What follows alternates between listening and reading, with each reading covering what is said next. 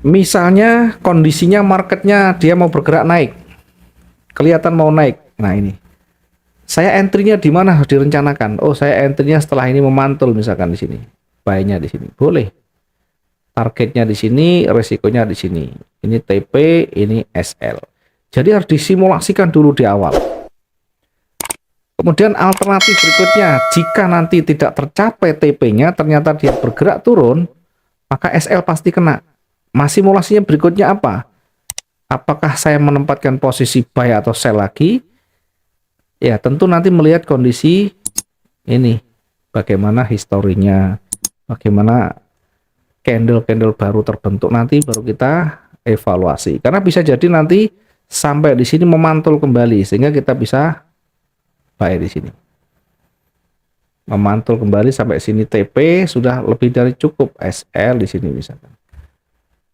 Intinya yang awal tadi SL ini kena, bisa kembali dapat tertutup oleh TP-nya di situ. Nah, sekarang kita masuk ke recovery ya. Recovery itu adalah bagian dari cara untuk meminimalisir tingkat kerugian.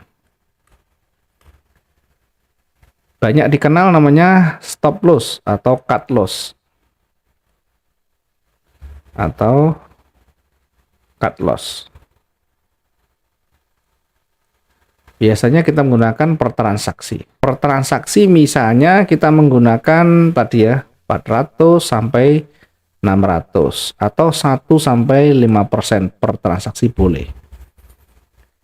Nanti tergantung juga kondisi marketnya. Kalau marketnya besar-besar ya bisa kita lebih tinggi. Kalau marketnya pendek-pendek ambil yang kecil. Yang kedua ada risk management yang dalam bentuk usaha atau kita melakukan transaksi lagi. Namanya averaging. Kalau SL jelas ya ditutup rugi sesuai dengan yang kita rencanakan. Cut loss kita juga menutup manual ya. Berapa jaraknya sesuai dengan tingkat kecemasan kita. Nah, sekarang ada averaging namanya. Averaging ini artinya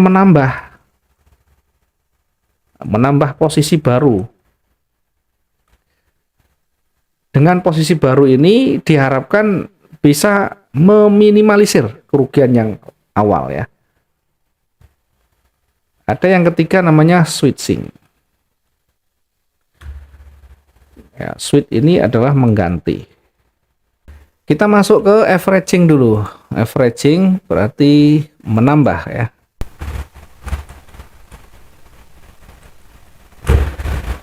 Saya analisakan misalkan marketnya akan turun. Sehingga saya menempatkan sell. Atau saya sell stop misalkan di situ. Kondisinya seperti ini. Nah, dia akan turun, kita ambil posisi sell.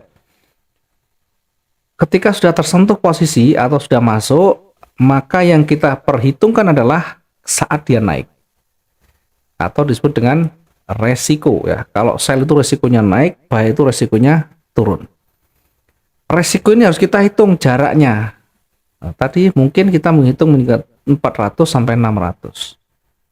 Atau 1 sampai 5% tadi. Atau kita bisa menggunakan area resisten. Yang jelas kita harus perhitungkan, jangan terlalu jauh dari ini. Nah, saya sendiri rata-rata menggunakan hanya 300. Hanya 300 ya. Kenapa? Karena saya menggunakan lot yang lebih besar. Untuk pipnya nanti targetnya lebih kecil. Sehingga harus segera exit kalau salah. Atau kita tambahkan lagi. Jadi namanya averaging itu begini, saya sell kemudian naik, dihitung, kita perkirakan kira-kira 400 ini ya, misalkan 400. Dari titik entry kita langsung kasih tambah. Kalau arahnya dari sisi teknikal nanti ini sudah melebihi resisten atau bahkan melebihi retracementnya atau arahnya tetap ke atas, maka kita bisa menggunakan buy atau buy stop di sana. Karena ini sell, ini buy, maka lotnya tidak boleh sama. Kalau ini 0,2, maka ini kita bisa lebihkan 0,3 atau 0,4. Targetnya di mana? Targetnya nanti ya lebih dari ini, karena ini 400 bisa lebih, 600 atau 500 boleh ini, misalkan 500. Di sini exitnya apa? SL yang sell, TP yang buy. Ini di area yang sama. Exitnya dua-duanya harus dikeluarkan. Dengan jarak yang lebih besar, ini 500, ini tadi 400, maka jarak keseluruhan sampai di titik atas, dari titik entry pertama sell, itu 900. Kalau saya kali 0,2, maka minusnya adalah 180. Sementara yang di atas ada buy dengan lotnya 0,4 ya. Pergerakannya 500 dikali 0,4. Ya, kalikan 0,4. 500 dikalikan 0,4 kita hitung, maka ini menjadi 200 plus 200. Sehingga minus 180 di plus 200 masih ada plus 20 dolar. Ini adalah recovery, jadi memperkecil kerugian atau segera exit dengan tingkat kerugian yang lebih kecil. Kalau kita menggunakan SL, maka SL itu ya sudah, itu sudah. Tidak ada yang membantu mempercepat kerugian itu atau meminimalkan kerugian itu, kecuali kita nanti entry berikutnya.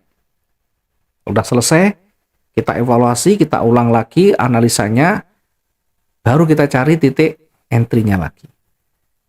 Kita bahas yang switch, yang ketiga tadi namanya switch atau switching.